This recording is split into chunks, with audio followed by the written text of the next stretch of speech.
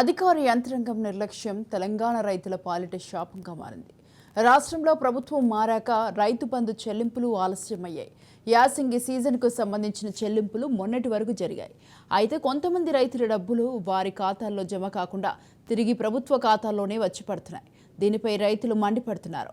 వ్యవసాయ శాఖ లెక్కల ప్రకారమే తెలంగాణలో 19,000 మంది రైతులకు యాసంగిలో పెట్టుబడి సాయం అందలేదు. ప్రభుత్వం వారికి చెల్లించిన బ్యాంకుల వరకు వెళ్లి తిరిగి వెనక్కి వచ్చాయి.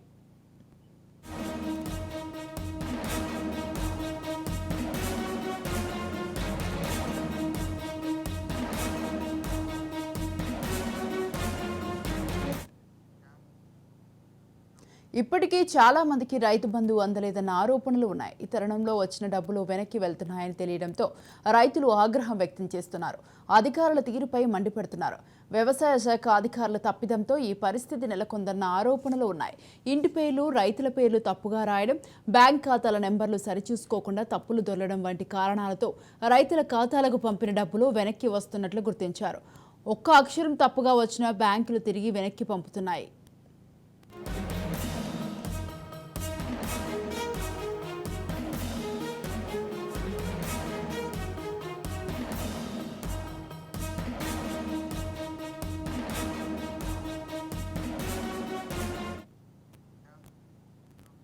రైతు బంధు సాయాన్ని కాంగ్రెస్ ప్రభుత్వం యాసంగిలో 5 ఎకరాలకే పరిమితం చేసింది. గతంలో భూమి విస్తీర్ణంతో సంబంధం లేకుండా రైతులందరికీ పెట్టుబడి సొమ్ము చెల్లించింది. కాంగ్రెస్ ప్రభుత్వం 5 ఎకరాలు ఉన్న రైతులకు మాత్రమే సాయం అందించింది. కొందరు రైతులు తమకు 5 ఎకరాలే ఉన్నా పెట్టుబడి అందలేదని పేర్కొంటున్నారు. గత వానాకాలం సీజన్ లెక్కల ప్రకారం రైతు బంధు సొమ్ము తీసుకున్న రైతులు 68.99 లక్షల మంది ఉన్నారు. ఈ లెక్క ప్రకారం యాసంగిలో 1.52 కోట్ల ఎకరాలకు 7,625 కోట్లు విడుదల చేయాలి. కానీ 5 ఎకరాలకు పరిమితం చేసి కేవలం 5,202 కోట్లు మాత్రమే చెల్లించింది.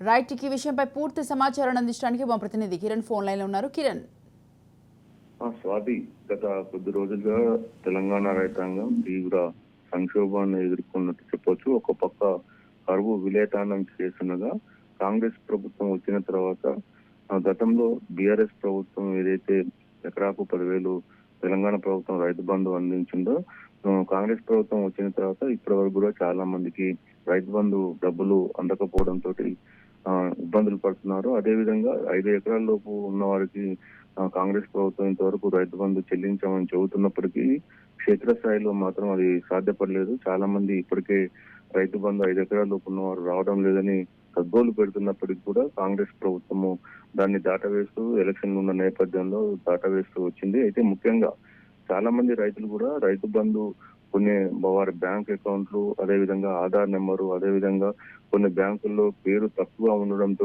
ఆ డబ్బులన్నీ కూడా తిరిగి ట్రెజరీ కార్యాలయానికి వెళ్తున్నట్టుగా తెలిసింది. రైతాంగం అంతా కూడా మాకు డబ్బులు ఎప్పుడు చెల్లిస్తారు, అధికారుల తప్పిదాలే మాకు డబ్బులు రాకుండా అవుతున్నాయని కూడా వారు ఆవేదన చెందుతున్న సంఘటనలు అయితే చాలా తెలంగాణ వ్యాప్తంగా చూశాను. మొత్తానికైతే తెలంగాణ ప్రభుత్వం పోయిన తర్వాత కాంగ్రెస్ ప్రభుత్వం వచ్చిన వెంటనే రైతు బంధు అమల్లో తీవ్ర ఆలస్యము, అదేవిధంగా రైతులకు అందడంలో తీవ్ర జాప్యం జరిగిందని చెప్పవచ్చు. చాలా మంది రైతులు కూడా రైతు బంధు పూర్తి స్థాయిలో అమలు కావడం లేదని, కొంతమంది రైతులకు వచ్చినప్పటికీ మెసేజ్లు వచ్చినప్పటికీ కూడా బ్యాంకుల తప్పిదాల వల్ల కూడా కొంతమందికి చెల్లింపుల్లో తీవ్ర నష్టం జరిగిందని కూడా వాపోతున్నారు. ముఖ్యంగా 5 ఎకరాల వరకు తెలంగాణ ప్రభుత్వం ఏదైతే 10 ఎకరాలు అంతకంటే ఎక్కువ ఉన్న వారికి ప్రతి ఒక్క కూడా రైతు బంధు పథకం అమలు చేసింది. అయితే రేవంత్ సర్కార్ వచ్చిన తర్వాత ఇప్పటి వరకు అయితే 5 ఎకరాల లోపు వారికి రైతు బంధు పథకం ఇప్పటివరకు అయితే కొంతమంది అకౌంట్లలో డబ్బులు జమ అయ్యాయి. అది కూడా పూర్తి స్థాయిలో 5 ఎకరాలు ఉన్న వారికి కూడా ఇప్పటి వరకు కూడా పర్లేదు. మొత్తానికైతే ఇటు అధికారుల